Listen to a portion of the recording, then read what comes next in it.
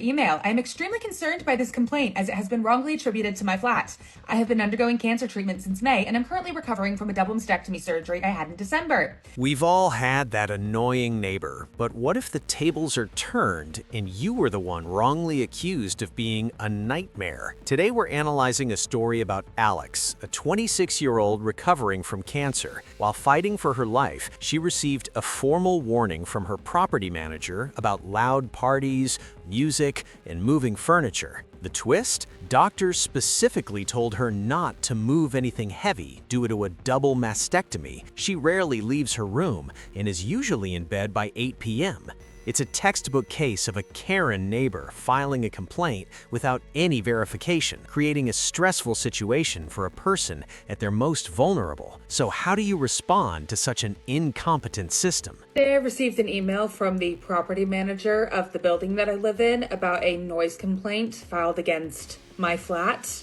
The complaint specifically noted repeated furniture movement, loud music that goes late into the evening during the week, and loud parties on the weekend. Repeated furniture movement. From the flat where the resident has been recovering from a double mastectomy and was specifically told by doctors not to lift anything heavy or move anything heavy. Loud music that goes late into the evening during the week. From the flat where the resident has been recovering from cancer treatment and usually is in bed by 8 p.m. And she doesn't even own a speaker. And loud parties on the weekend. From the flat where the resident is a 26-year-old geriatric who typically spends her Saturday evenings alone listening to audiobooks and doing puzzles. She's also sober. I then was told in said email that I need to be respectful of the other residents in the building, especially in the evenings. I very rarely, if ever, act like a Karen, but I will not be accused of being a loud resident. I am basically a ghost who pays rent. They also sent this email to my mother because technically she's my flatmate. So I almost feel bad now for this property manager because she's not only receiving a very strongly worded email from a cancer patient, but also the cancer patient's mother. I don't know who in this building filed a complaint against me, but they have hell to pay for. This is the perfect example of how lazy management can ruin a tenant's peace of mind. Instead of investigating, they blindly trusted a Karen neighbor and targeted a cancer patient who is physically incapable of making that noise. Alex is right to be furious. Being called a nightmare while you're fighting for your health is an insult. But now that her mother is involved, the management is about to learn a very expensive lesson in respect. Okay, I'll read you guys the email that I sent. I responded very quickly because I was steaming. I said, thank you for your email. I'm extremely concerned by this complaint as it has been wrongly attributed to my flat. I have been undergoing cancer treatment since May and I'm currently recovering from a double mastectomy surgery I had in December. Given my condition, I do not have the energy or physical ability to be moving furniture repeatedly, nor am I hosting guests or playing loud music late in the evening. I would appreciate if the correct tenants were identified and informed of this complaint rather than assumptions being made about my flat without proper verification. Thanks, Alex. And then she just responded and said, I'm sorry that the block have advised incorrectly. I will speak to them regarding this. Since she did apologize, my mom's email was a little tamer. She just said, thank you for your note. And we appreciate that you're simply passing this message on. I'm Alex's mom, and I can confirm that we've also heard noise, but we believe it's coming from another apartment.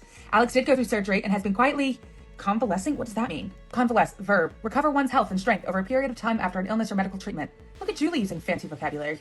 Anyway, she's been quietly convalescing since. We are people usually early in bed. This is true. My mother then goes on to say, we've also noticed noise that comes from the flat above us, usually after 10 p.m. It was enough to wake me the other night. A few months ago, it was so bad that my usually patient husband felt he had to knock on the door. Okay, this is true. I do have very noisy upstairs neighbors, but I think that they're just very heavy-footed. I don't think that they're the ones playing music. I'll be honest, I don't know where this music is coming from. I've never heard it. But I've made up a whole persona about my upstairs neighbor because I know that he's a man in his late 30s, early 40s. I think he works in like private equity or the financial world because he leaves before 7 a.m. and he usually gets home around 9 to 10 p.m. during the week, and he's here on the weekends. So I don't know, I've just decided that he must work in banking or something. But I'm not that bothered. They're noisy, but I would never file a complaint against them. I'm not that kind of person. My mom then goes on to say, in recent weeks, we've also noticed music that appears to be coming from the flat below. And more recently, we've noticed a smell of cannabis. This is true. My downstairs neighbors did have a party last Saturday, but I don't think that they could be the repeat offenders because I've only heard them once. But again, I'm in bed by 9 p.m. As for the smell of cannabis, I don't know where it's coming from. I don't smell it. My mom asked if I noticed and I said no. And I was actually being honest this time. I genuinely didn't know where it was coming from.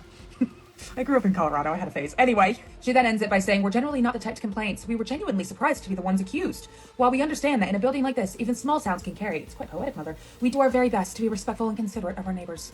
It's true. They then respond to my mother and they just say, thank you for the information. Would you be able to tell us which flat you believe the noise to be coming from?